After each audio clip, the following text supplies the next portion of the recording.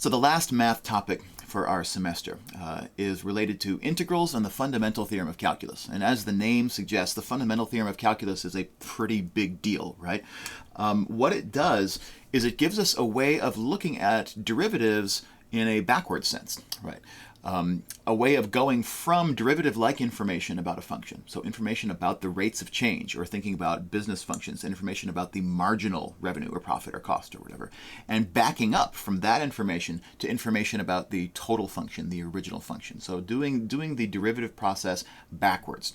And what the fundamental theorem of calculus tells us that's surprising is that that backwards process actually has another interpretation in terms of areas on a graph. And so that's where we're going to get started today, by thinking about how we build an area function out of a graph. And then as we go through the lesson today, we're also going to look at how areas on a graph can actually help to tell us something interesting about the marketing functions that we're studying in our team project and that we study in business contexts more generally. So here's where I want to start with all of this. Suppose that I have some function y equals f of x. Maybe this function represents a demand function or a revenue function or something, right? I can just geometrically, abstractly think about the question, what does the area on this graph look like? So here I've drawn a graph. It looks like a parabola. I don't really care what its formula is right now because I want to be thinking in the graphical mindset for the next few minutes. What I can do is I can highlight a certain portion of area on my graph. Maybe I'll highlight this amount of area right here. So this green shaded area. This is the area between the graph of my function on the one hand and the x-axis on the other hand, right? So that green shaded area right there. And I'm having my computer technology here tell me that that shaded area is equal to 2.25. But the question is, how would we have known that? Because area is a geometry question, first and foremost, right? We learn how to compute areas in our high school geometry classes, where usually we're studying figures that are, polygonal in nature. We study areas of triangles, areas of rectangles, trapezoids, hexagons, and we also study areas of circles. But then there's also this whole sort of vast undiscovered country of different kinds of shapes that we could draw in between that we never study in high school geometry. We don't know, for example, how to compute the area that's bounded by a parabola from high school geometry. And that would be what this diagram is kind of asking us to do, right? This area looks like it has three straight line sides, two vertical ones and a horizontal one, but then this top side is a curvy side. That's not a piece of a circle. It's not a nice friendly triangle or something. So finding its area is not something that we think we should know how to do from high school geometry. And so what we do is we give this area, we give it a name.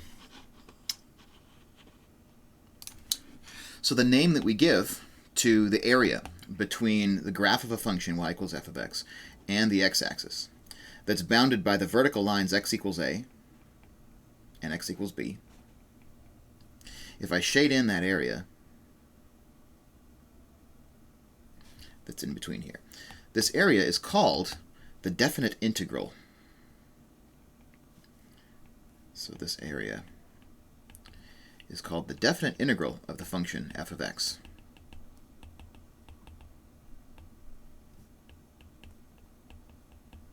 From a to b, from x equals a to x equals b. And because that's a mouthful to write in English letters, right, we of course have a notation for it, because we have a notation for everything. We say definite integral. This is the most fun part. Using this big elongated S sign. So this big elongated S stands originally for the word sum, which means that in order to find these areas, we're kind of adding up a bunch of little teeny tiny areas. So it's the definite integral, using that integral sign, from x equals a to x equals b. And so to convey that information, what we do is we put a little a on the bottom and a little b on the top of my notation, right? So to tell me sort of where does my area begin, what's the leftmost extent of it, and what's the rightmost extent of it. That's what these limits of integration, they're called, are telling me. And then I just have to put my integrand, my function of whose graph we're finding the area. So that f of x, I'll just write it on the line here next to us, f of x. And then the last thing that I do is also the most mysterious and difficult to motivate. I put a little dx over here. And for our purposes, we're going to think of what that dx means is we're just going to think of it as saying x is my variable. X is my variable. So we're kind of saying with respect to x, my function f of x is being integrated from x equals a to x equals b. So that's how we use notation to describe this area. So I'll write a here as the thing that this is supposed to evaluate to.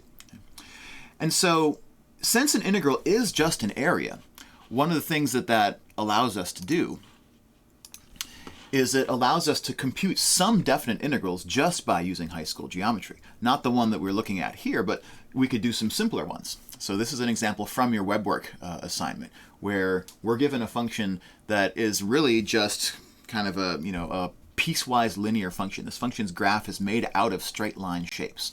And so those kinds of functions are set up really nicely for us to use high school geometry to determine its definite integrals.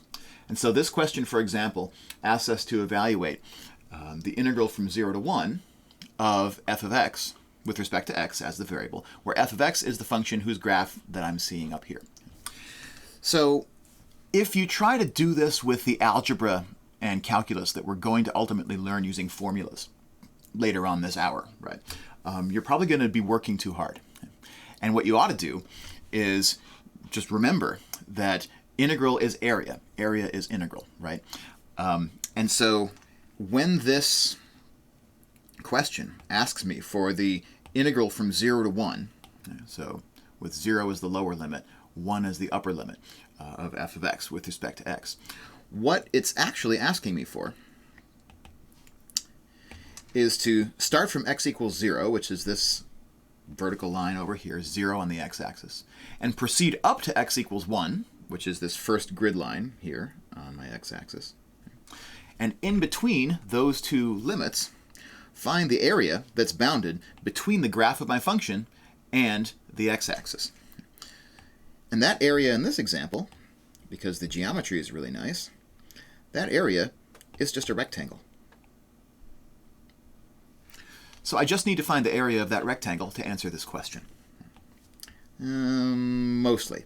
There's a little wrinkle in here that we'll talk a little bit more about when we get into it. But if I can find this area, then I have my integral. Okay. And because I know how to find the area of a rectangle from high school geometry, I just need to know what is the width of my rectangle. And my width is equal to 1 because it's in between x equals 0 and x equals 1. I can find my height just by counting these grid squares. So there's 1, 2, 3, 4, 5, 6, 7, 8, 9. And so my rectangle has a width of 1 unit and a height of 9 units. And so the area of my rectangle is the width times the height, which is just 9. And so naively, what we would say is, well, let's just put the number 9 in here, and that area, so that shaded area of this rectangle, is supposed to be what we mean when we say, what is the integral from 0 to 1 of f of x with respect to x?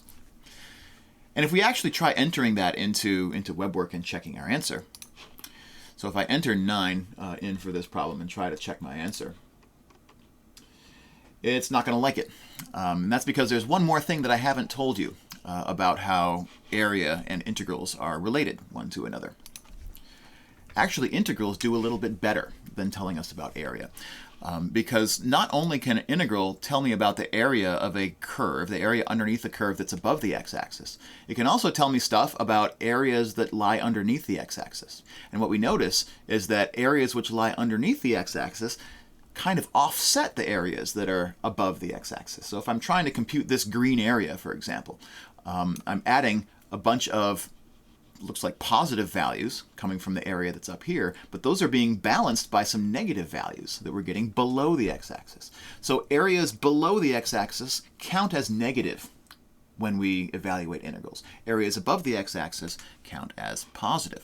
So if we revisit this WebWork question one more time, we decided that to find this definite integral, we could just find the area of this rectangle. But the problem is my rectangle of area here is lying underneath the x-axis. So rather than counting this area as a positive 9, because it's below the x-axis, I need to count this area as negative instead. So unlike in high school geometry, we can have areas that are negative, right? And in an area is negative, that just means that that area is coming from a place where the function, which is bounding my area, is underneath the x-axis. So where my function is negative, and I'm looking at the area between it and the x-axis, that's when those areas, the integrals, end up having negative values. And so we think -9 is probably what we wanted here in this example. Let's try entering that in and just verify. Check my answer. And yeah, now it likes that one. Right? So the upshot here is that when we set up a definite integral, we're actually getting a new function. And then the activity I'm going to have you work on in your groups is going to give us an opportunity to explore the area, not just in a single value, but how does that area behave as a function of x. So if I fix a lower limit, let's say I fix a lower limit of x equals 0, and I let my upper limit vary, it's going to trace out a new area function that's related to the original function, little f of x. And so our goal is going to be to unpack how the properties of that area function are related to the properties of the original function f of x that bounds the area that it computes. So far in this activity, we've sort of explored the properties of an area function. So if I have an original function f of x and I define the area function as the area from some starting point to some ending point x, and I fix my starting point, for example, I might fix my starting point at 0 and ask for the area from 0 to x, then that function is going to trace out a new function that we call the area function capital F, right? And so we can look at the various properties that different area functions have if we choose different starting points. So if I choose a starting point of x equals 0, then the graph of my area function looks like this. Whereas if I pick a different starting point like -1, my graph might look a little bit different. But not that different, it turns out, right? If you look at the similarities between the graph of the area function when my starting point is 0 versus the graph of my area function when my starting point is -1, these green curves look like they have an awful lot in common. They both have the same location, the same x value for their highest point. It looks like x equals 3 is the location for its highest point. And apart from that, they look like they have the same general shape, right? That the difference between them, insofar as there is a difference, seems to be a difference of a sort of a vertical distance on graph paper. And indeed, that is the relationship between two different area functions for the same f of x, is that each one of them is the same as the other one shifted up or shifted down on the graph by some number of units. But otherwise, all of the shape and horizontal location of the area function is exactly the same when I vary different starting points. And as we were saying before, because these functions, these area functions measure the signed area, any areas that we get underneath the x-axis are going to count as negative values. Any areas above the x-axis are going to count as positive. And so conceivably, we can have places where those areas exactly offset one another. For example, in this picture here, it looks like the amount of green area, which counts as positive, is above the x-axis, and the amount of red area, which counts as negative because it's below the x-axis, those are almost exactly offsetting one another. And in those cases, the area function itself will evaluate to 0. So this is the way in which we're kind of expanding our ideas about what area is, away from the high school geometry idea, where area is always a positive quantity, into now this idea of signed area, where area can be positive or it can be negative, depending on if it's above the x-axis on my graph or below the x-axis on my graph. And they can actually cancel one another out if I have the same amount above as I have below, for example. But the most important thing that I want us to notice here is the relationships. And these relationships should be true in all of these different area function examples, so I'll just pick this first one. The relationship between the properties of my original function, f, and the properties of the area function, capital F. Right? The properties of the purple curve versus the properties of my green curve. One of the things that both of your groups noticed when you were working through this is that the highest point on the area function happened at the same spot in both of my area function examples. It happened to be the place where the value of x was equal to 3. Well, what's happening with my original function when x is equal to 3? My area function is having its highest point at the place where the original function, we call the integrand, the thing we're trying to find the area between that and the x-axis, where my original function is crossing the x-axis. Happens to be where my area function is having its highest point. That was true for this area function for f of x, and also when we vary the starting point, it was true for this area function as well, right? And so the question is, how do the properties of the original function relate to the properties of the area function? And here, I think what we can see is that the fact that we have a highest point of the area function at a place where the original function is going from positive to negative, is because that's where the area function is going from increasing. So notice my area function is increasing over here. And it's increasing because we're adding more green, we're adding more positive area to it. Right? Whenever I add more positive area, my area function is going to be increasing. But as soon as I start adding negative areas, my area function is going to start decreasing. And so wherever my original function, little f, is positive, the area function is going to be accumulating more positive quantities, and so my area function will be increasing. So over here in our card sort, we can say something like, where my original function f of x is positive, my area function, capital F of x, is going to be increasing. So we group those two things together. And conversely, where my original function, little f of x, is negative, that's going to be in the red areas over here, right? Where my original function, little f, is negative, that's where we're going to be adding in negative areas into our total, and that's going to make our area function decrease. So when f of x is negative, its area function, capital F, is decreasing. So I want to sort those two things together. Right? And so this should already be building a dictionary in your mind. We've seen this kind of relationship between functions before, right? We know, for example, that anywhere that I'm going to trade the order of these two. Anywhere where a function is increasing, its derivative is positive. Anywhere where a function is decreasing, its derivative is negative. And so this is providing us with some evidence that there is a derivative-like relationship between the area function of little f and the original function little f itself.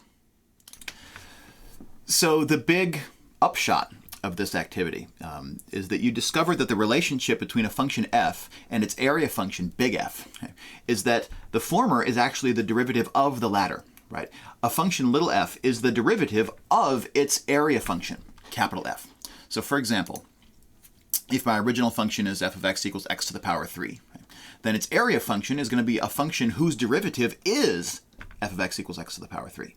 And so 1/4 x to the power 4 is an example of an area function for f of x equals x to the third.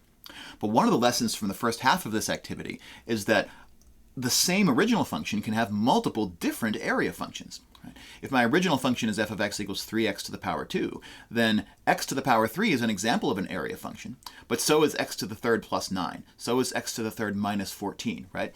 And that's because whenever I take the derivative of something like this minus 14 piece that's right here, that minus 14, because it's a constant, its derivative just turns into a 0. Okay? And so that constant is going to be invisible when I take the derivative. And each of these area functions that I get here, its derivative is the same original function f of x equals 3x squared. And so when you're given an original function and we want to determine its area function, we want to compute what's called its antiderivative, right? We're trying to find functions whose derivative is the original. That process has more than one answer. In fact, it has infinitely many different answers, right? Because we can always add a constant onto the end, and that's not going to change the derivatives of those functions, right? So when I find an antiderivative in general, I get a whole bunch of infinitely many different answers. I get whatever the antiderivative that I have here plus some arbitrary constant on the end of it is going to be another antiderivative. And so the other thing that we notice here is that for original functions which are polynomials, which are built out of powers of x, right, that we can find their antiderivatives just by reversing the same process that we use to find their derivatives. For example, with x to the power 3, right? To find the derivative of a power function, we first decrease the exponent by 1, and then we multiply, other way around. We first multiply by the exponent, and then we decrease the exponent by 1. Right? So to reverse that process, we do the opposite steps in the opposite order. To find an antiderivative for a power of x, the first thing that I want to do is increase the exponent from 3 to 4 in this example. And then the second thing is instead of multiplying by our exponent, we're going to divide by our exponent to reverse it, right? So increase the exponent from 3 to 4 and then divide by my new exponent. That's where I get this 1/4 that's sitting out in the front here. We can check that that works for 3x to the power 2 also, right? X to the power 2, to find its antiderivative, we increase the exponent from 2 to 3, and then we divide by 3, the new exponent, which is where 3 divided by 3 is going to turn into this coefficient 1 right here. So that's the only really new algebra skill for today, right? The new manipulative formula skill is finding an antiderivative for a power function. Increase the exponent by 1 first, and then divide by that new exponent that you found, right? And that will give you a formula for the not the, but an antiderivative. And if I add any constant that I want to that, I'll get another antiderivative for the same original function. Now, what does the fundamental theorem of calculus actually tell us?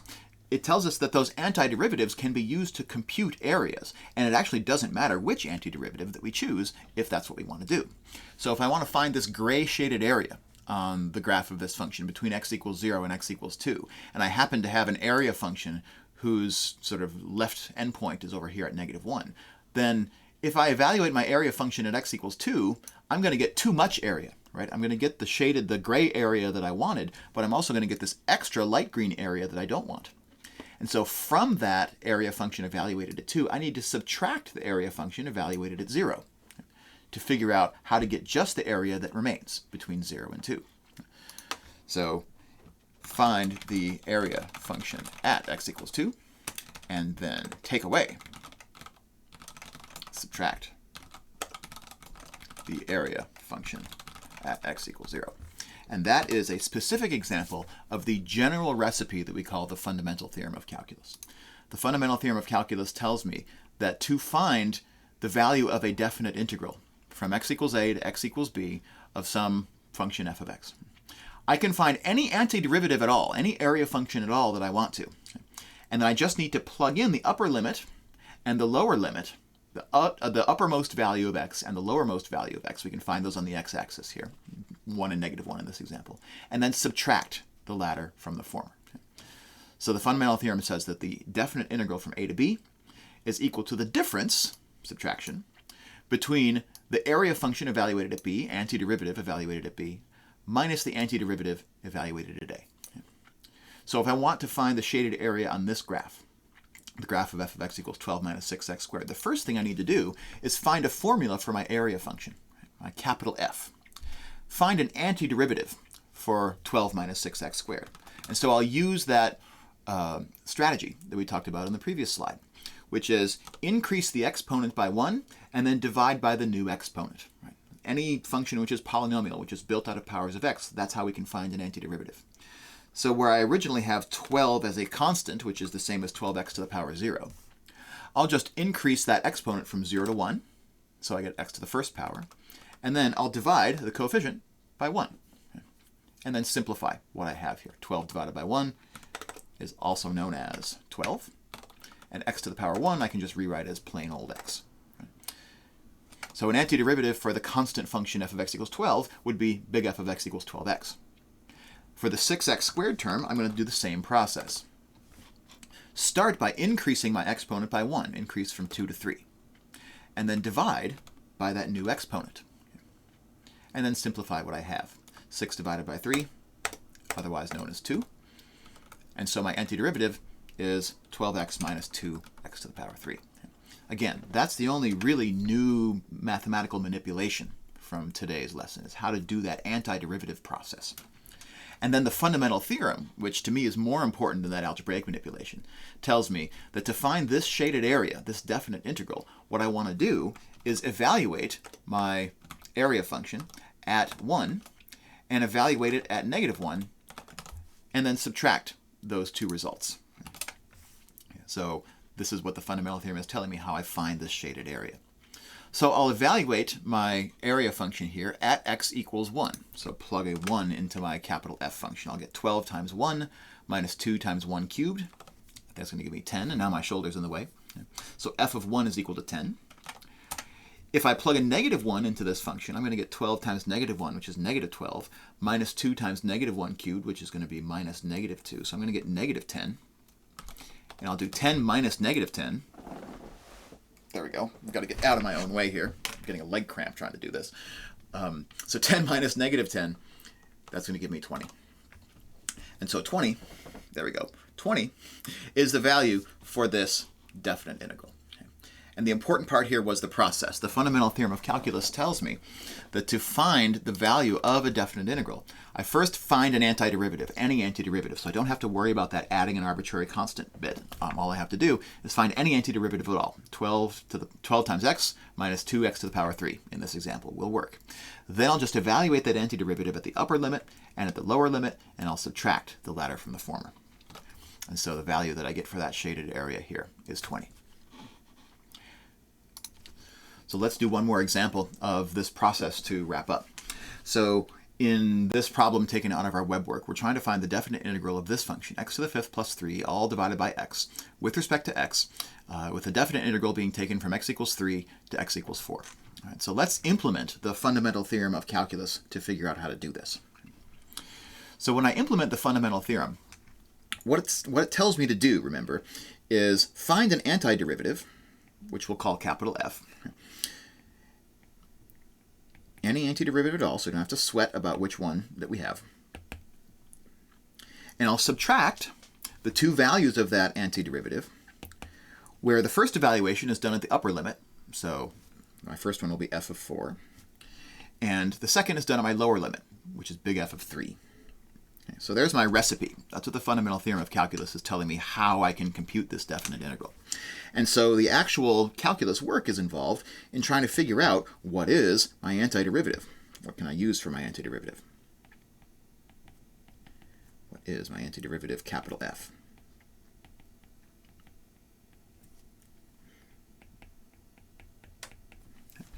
So that's what we've got to figure out.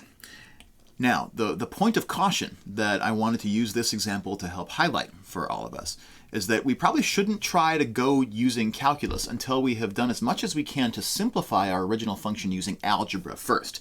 This is a philosophy that I like to call ABC, algebra before calculus. And what it means in this example is that I should try to simplify this rational function, x to the 5th plus 3 all divided by x, just by distributing this division across the subtraction first. Because right now, in the shape that it's in, my original function is sort of too complicated for me to bring my power rule to. I can't use my power rule until I'm looking at a sum or a difference of powers of x. We don't have, well, I mean, we didn't really dabble in the quotient rule this semester. We could have tried a quotient rule if we were taking a derivative of this. But we're not taking a derivative, we're taking an antiderivative. So we want to simplify as much as possible, do as much algebra as you can first before we try to come in with calculus. So in this example, I'll distribute the division by x across this subtraction. I'll get x to the 5th divided by x minus 3 divided by x. And now I can just use what I remember about exponent properties. I have an x to the power 1 in the denominator of each of these. And when I divide powers of x, I subtract their exponents. So x to the 5th divided by x to the 1st is x to the 4th. This x to the 1st in the denominator, because I have no powers of x in the numerator, I'm going to end up with 0 minus 1, or negative 1 powers of x in my second term. And so before I've done any calculus, I've done as much algebra as I can to get my integrand, my original function, into a format where now it is a sum and difference of powers of x. The first power of x having an exponent of 4, and the second having an exponent of negative 1. And now I'm in a position where I can use our antiderivative strategy to figure out a formula for this antiderivative. For x to the 4th, we'll increase the exponent from 4 to 5, and then divide by that new exponent. So x to the 5th divided by 5. I'll write that as 1/5 x to the 5th. And then we have an x to the power negative 1. And this one's a little bit scary. This is the other reason I chose this example. Because if we try the original strategy, we would add 1 to my exponent. Negative 1 plus 1 would give me an exponent of 0. But then I would have to divide by my new exponent. And this is a bona fide problem, right? Because we cannot, in fact, divide by 0. Right? That should be like alarm bells should go off in your head instantly anytime you try to do that. And so there is exactly one exception to the rule of how to find an antiderivative for a power of x. And this is the exception when my original exponent is negative 1. Okay. So I'm going to write that up here as the one exception to the rule. the antiderivative for x to the minus 1 is not x to the 0 divided by 0, because that would be nonsense. In fact, the antiderivative for x to the power minus 1 is, and this is like Freddy Krueger jumping out from behind the hedge at us, right? Is the natural logarithm function for reasons that we don't have time to get into today. When I take an antiderivative of x to the power minus 1, I no longer get something which is a power of x anymore. Okay? That's the one antiderivative that doesn't obey the rules, because if it tried to obey the rules, we would have to divide by 0, which is nonsense. Okay? So x to the minus 1 is the one power of x that has a very different kind of antiderivative from all the other powers of x. So what that means for this example is that minus 3 times x to the minus 1, its antiderivative will be minus 3 times natural log of x. Okay. So first we did a little bit of slightly messy algebra to simplify the function we're trying to find an antiderivative for. And then we had to do some kind of scary antiderivative to get x to the minus 1's antiderivative is natural log of x. But now, after that whole process, we have won this antiderivative. We now know that this is an antiderivative for my original function here. So my area function, capital F, that I'm going to use in my fundamental theorem implementation is 1/5 x to the power 5 minus 3 times the natural log of x. And so to do my definite integral, I just have to evaluate that antiderivative at 4, and I have to evaluate it at 3, and I have to subtract the latter result from the former. So let's do that. I have a quick question. Yes. So before we do this evaluation, it's been pointed out, gratefully, that I have a typo in here. This should be plus 3, not minus 3. So that carries through to a plus here, and a plus there. There we go. So yeah, that definitely would have screwed up our final answer, even if we did everything else correct, right?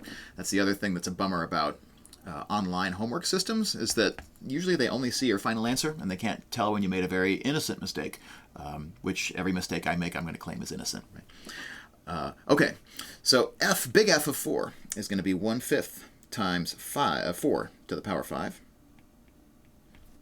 plus 3 times the natural log of 4. And big F of 3 is 1/5 times 3 to the 5th plus 3 times the natural log of 3. So I'll just evaluate those things and then simplify them. 4 to the power 5 is 1024. And so I've got 1024 divided by 5 plus 3 natural log of 4, which is a nasty number that I'm not going to try to evaluate as a decimal.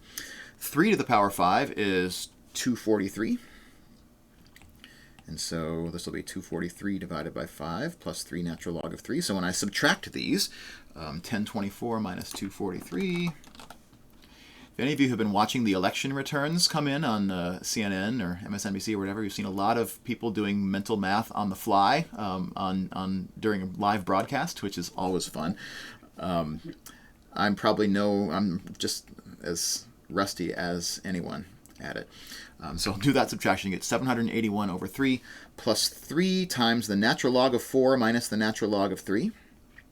And this is also a good place for us to remember that we can simplify a difference of natural logs, because subtraction on the outside of a log is the same as division on the inside. And so I could write that as the natural log of 4/3. All of those simplify steps are probably not necessary for us, but it's just one of those good opportunities to remember something from pre-calculus that's going to come in and just make our answer a little bit simpler. And so this value, if we were to then go get a decimal for it, would be the value of the definite integral that we're looking at here. Okay. And the important part for us here is not the answer so much as it is the process. I wanted to find the value of this definite integral, which would have been the area underneath the graph of this function between x equals 3 and x equals 4. The fundamental theorem of calculus tells me to find that, I need an antiderivative for this function. And to find that, we did algebra first, and then used the calculus we learned today. Increase the exponent by 1 and divide by the new exponent to find the antiderivative for a power function, with one exception, that being the power function that originates with an exponent of -1, and that's the one special case. Its antiderivative is the natural log function. Then the fundamental theorem of calculus tells us what to do with that antiderivative. Evaluate it at the upper limit, evaluate it at the lower limit, and then subtract those two results to get the value of the definite integral. So let's check and see if this indeed avails us when we substitute this into web work. 781 divided by 3 plus 3 times the natural log of 4/3. It didn't like my answer. I wonder why. And I caught what the error was. The error was that somehow I had transmuted this denominator from a 5 into a 3 before when I did this subtraction. So that was just a typo on my part. So of course, if I enter the typo answer, it's not going to count it as correct. So this should be 781 over 5. And when I change this to 781 over 5, now we've got it, right?